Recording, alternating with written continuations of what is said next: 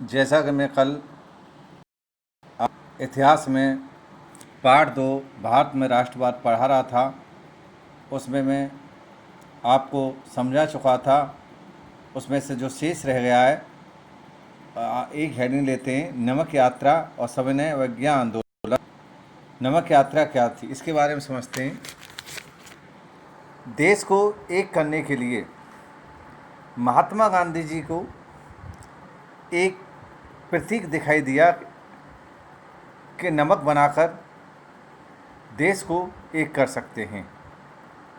31 जनवरी 1930 को उन्होंने viceroy Irwin को एक पत्र लिखा। उस पत्र में उन्होंने 11 मांगों का उल्लेख किया। उनमें से कुछ सामान्य मांगें थीं, जनरल थीं, जो कि उद्योगपतियों से लेकर किसानों तक, जिसमें प्रत्येक तबके का व्यक्ति जुड़ा हुआ था।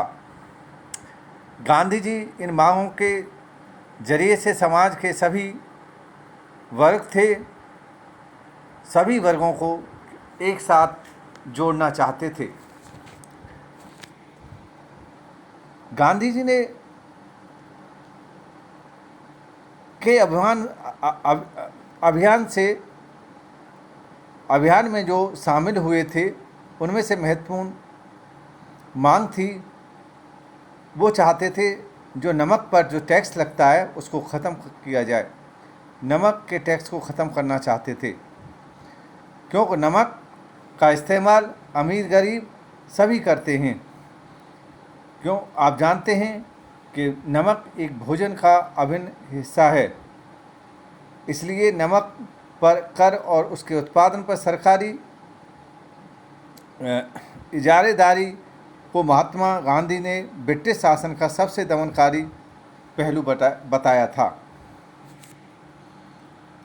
31 जनवरी 1930 को गांधी जी ने वायसराय इरविन को जो 11 मांगें के जरिए जो पत्र लिखा था, पत्र में जो मांगें द्वारा समाज के सभी वर्ग जोड़ना चाहते थे, सभी लोगों को इस अभियान के माध्यम से जोड़ सकें। सबसे महत्वपूर्ण मांग वही थी जो नमक के बारे में बता रहा हूँ। उनकी मांग थी नमक को जो उसके टैक्स जो लगता था, और उस टैक्स को ख़त्म करना चाहते थे। ब्रिटिश शासन का सबसे दमनकारी पहलू बताया इसको। गांधी जी का पत्र एक चेतावनी था। गांधी जी ने जो पत्र लिखा था वो अंग्रेज़ों के लिए एक चेतावनी थी। उन्होंने लिखा कि यदि उनकी मांगें नहीं मांगी, कि हमारी मांगें नहीं मानी, तो वे सविनय अवज्ञा शुरू कर देंगे। गांधी जी की मांगों को अंग्रेज़ों ने नहीं माना। गांधी जी ने नमक यात्रा शुरू की, यानी नमक बनाने के लिए समुद्र तक उन्होंने जाने के लिए एक यात्रा शुरू की।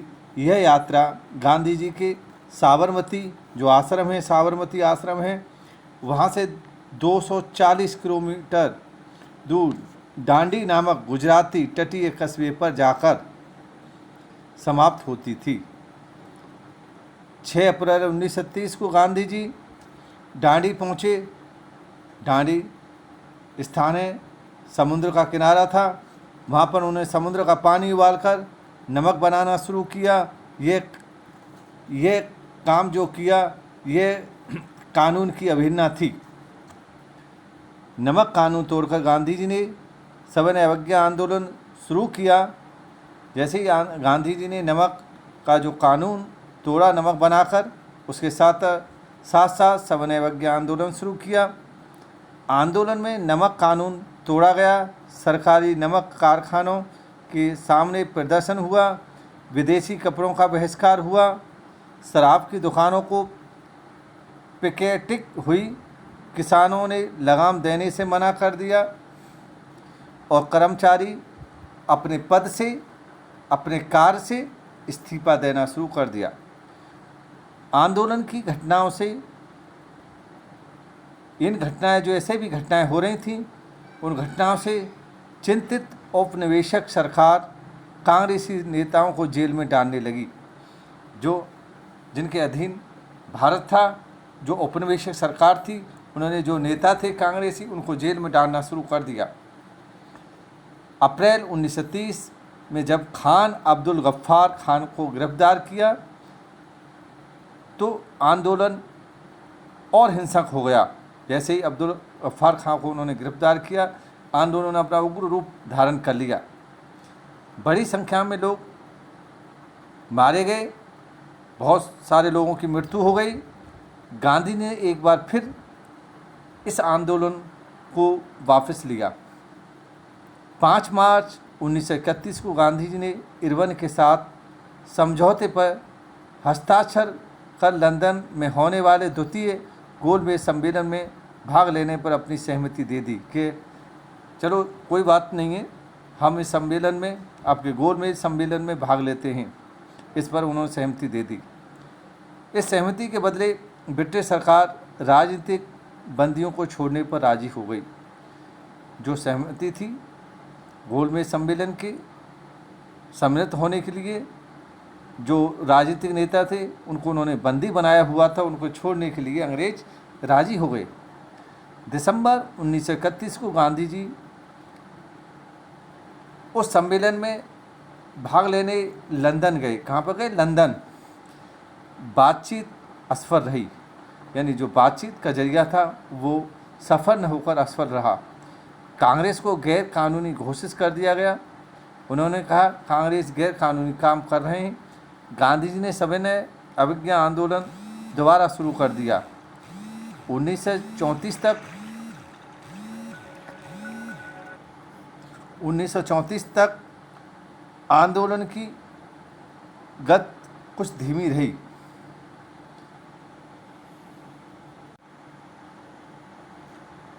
अब लेते हैं, इसमें हेडिंग है लोगों ने आंदोलन को कैसे लिया। इसमें किताब पढ़ेंगे आप, लोगों ने आंदोलन को कैसे लिया। आंदोलन में ग्रामीण क्षेत्र के जितने भी संपन्न किसान थे उन्होंने भाग लिया। किसानों की नगद आय समाप्त होने लगी और उनके लिए सरकारी लगान लगता था, जो कर लगता था, वो चुकाना कठिन हो गया। सरकार लगान कम करने के लिए राजी नहीं थी। जो सरकार उन पर लगान लगाती थी उसके लिए राजी नहीं थी। चारों तरफ असंतोष का माहौल था, लोग खुश नहीं थे।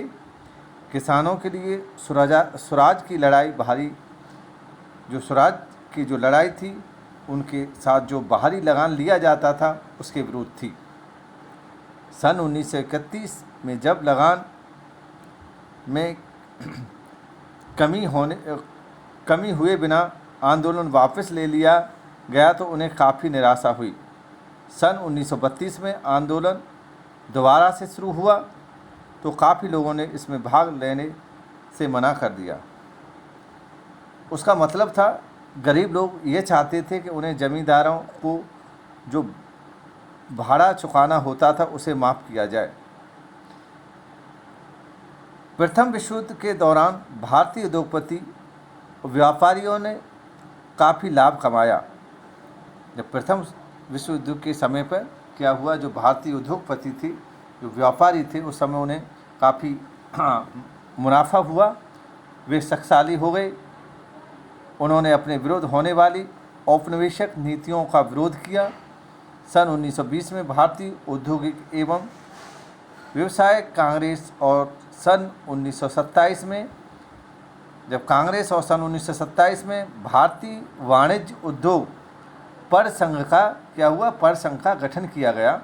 उस गठन में एक उद्योगपति थे पुरुषोत्तम ठाकुरदास और जीडी बिड़ला के नेतृत्व में उद्योगपतियों ने भारतीय अर्थव्यवस्था पर औपनिवेशिक नियंत्रण का विरोध किया।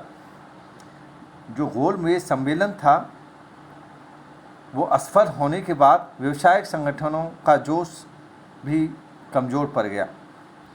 जैसे जैसे उद्योगपति कांग्रेस से जुड़ रहे थे, मजदूर कांग्रेस से दूर हो रहे थे।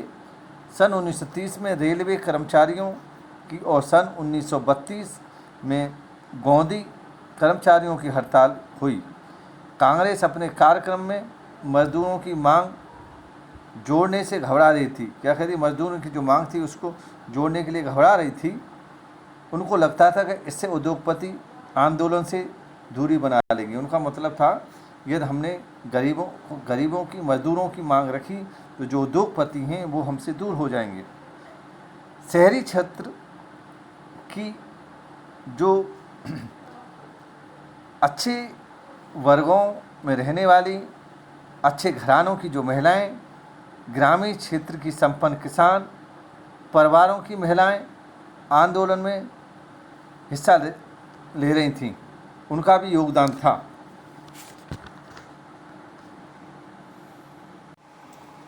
अब हम लेते हैं जो सविनय अवज्ञा आंदोलन की सीमाएं थीं, उनकी दोषों को, कमियों को, अवगुणों को बताते हैं। उसमें क्या क्या दोष रहे, क्या कमियां रहीं, उनके बारे में। जैसे सन 1930 के बाद अछूत अपने को दलित या उत्पीड़न कहने लगे थे। जो अछूत लोग थे अपने को दलित या वो सोचने लगे कि हमारा उत्पीड़न हो रहा है। कांग्रेस द्वारा बहुत लंबे समय तक दलितों पर कोई ध्यान नहीं दिया गया। जो दलित थे, अछूत थे, उन पर कोई ध्यान नहीं दिया गया। गांधी जी यह मानते थे कि छुआछूत को समाप्त किए बिना स्वराज की स्थापना नहीं की जा सकती, हम स्वराज को नहीं पा सकते। गांधी जी ने अछूतों को ईश्वर की संतान बताया। गांधी ने हरिजनों को ऊंचा उठाने की बहुत कोशिश की। डॉक्टर अंबेडकर ने सन 1930 में दलितों को दलित वर्ग एसोसिएशन में संगठित किया। उन्होंने दलितों के लिए पृथक निर्वाचन क्षेत्रों के प्रश्न पर द्वितीय गोलमेज सम्मेलन में गांधी जी के साथ अंबेडकर का काफ़ी विवाद हुआ। इस बात पर गांधी जी के साथ अंबेडकर आपस में काफ़ी वाद विवाद हुआ। गांधी जी का कहना था कि दलितों के लिए अलग निर्वाचन क्षेत्रों की व्यवस्था से समाज में एकीकरण की प्रक्रिया धीमी हो जाएगी, यानी मंद हो जाएगी। अंत में अंबेडकर ने गांधी जी की बात पर अपनी सहमति दे दी।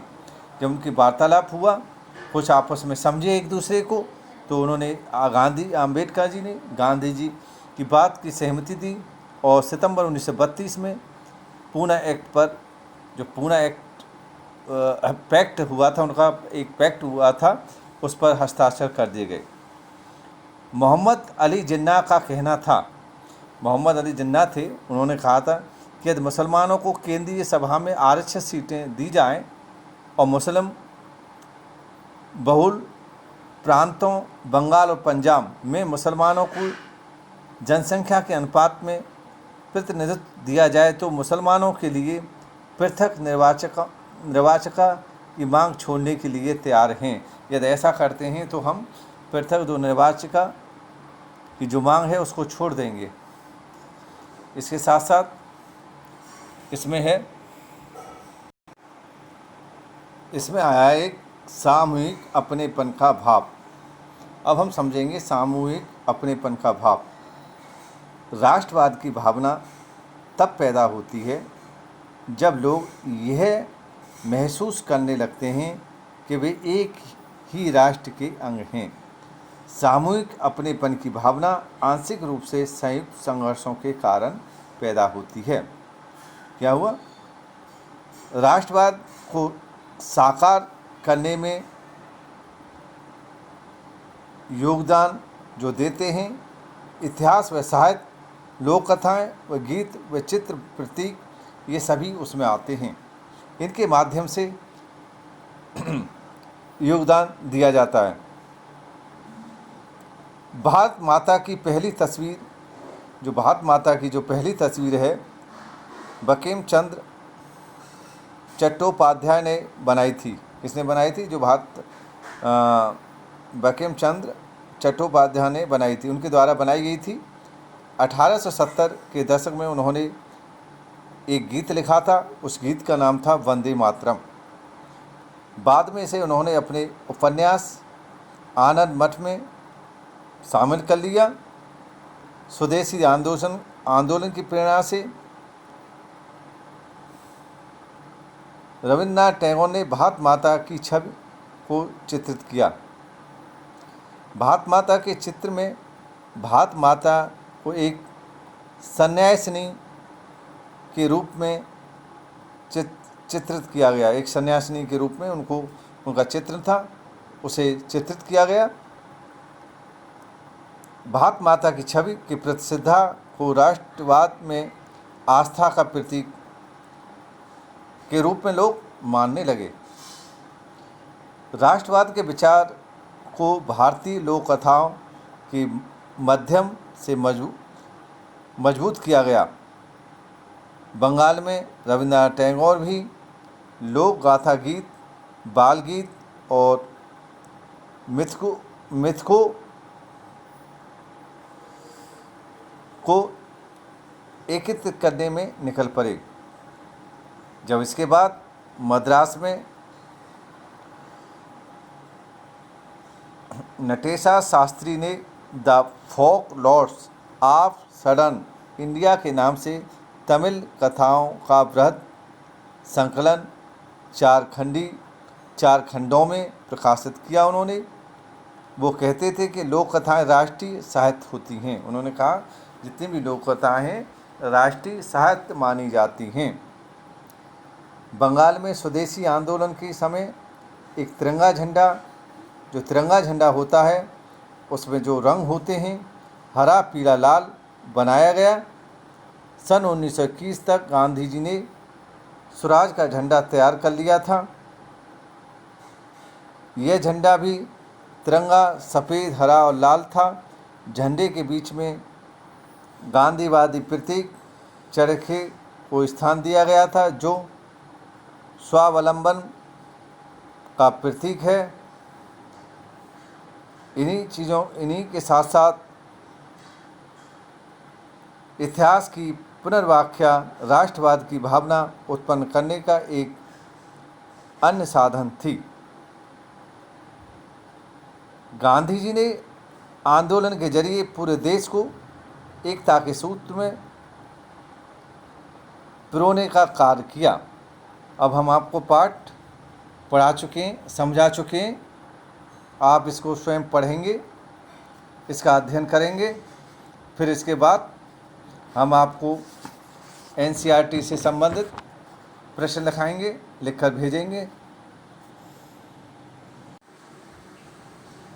इसमें अब इसका निष्कर्ष निकालते हैं। निष्कर्ष लिया गया है, जो इसका क्या निष्कर्ष निकला।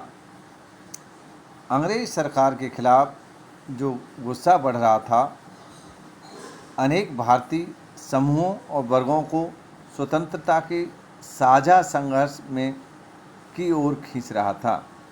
जो ये हो रहा था संघर्ष, महात्मा गांधी जी के नेतृत्व में कांग्रेस ने लोगों के असंतोष, परेशानियों को स्वतंत्रता में संगठित आंदोलन में समाहित करने की कोशिश की। उन्होंने आंदोलन के जरिए पूरे देश को एक सूत्र में बांधने का प्रयास किया, पिरोने का काम किया। लेकिन जैसा कि हम इसमें पढ़ चुके हैं, इन आंदोलन में हिस्सा लेने वाले अनेक समूह और वर्ग अलग अलग आकांक्षाओं और अपेक्षाओं के साथ हिस्सा ले रहे थे। लोगों की अलग अलग आकांक्षाएं, अपेक्षाएं अलग अलग थीं। वो सभी लोग उसमें भाग ले रहे थे। उनकी शिकायतें बहुत बड़ी थीं। इसलिए औपनिवेशिक शासन से मुक्ति का भी सबके लिए अपना अपना अर्थ था। चाहते थे वो मुक्ति, उनसे स्वतंत्र होना। कांग्रेस ने इन विभेदों को हल करने के लिए यह सुनिश्चित करने के लिए हमेशा कोशिश की कि एक समूह की मांगों की वजह से कोई दूसरा समूह दूर न चला जाए। यही वजह है कि आंदोलन के भीतर अक्सर बिखराव आ जाता था।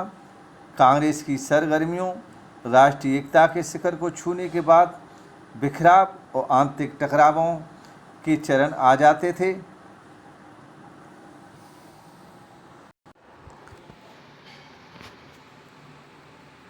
इसके बाद हम आपको कल नक्शे के बारे में बताएंगे कि भारत में उसको मानचित्र के जरिए जैसे जैसे जहाँ पर जैसे चंपारण, जलियांवाला बाग, कलकत्ता, पूना, ये चोरी चोरा कांड, दांडी, ये जगह आएंगे, उनको जगहों को नक्शे में दर्शाएंगे और आपको बताएंगे कहाँ पर कौन सा किस स्टेट में आता है। इसके बारे में आपको थोड़ा डिटेल में समझाएंगे। अब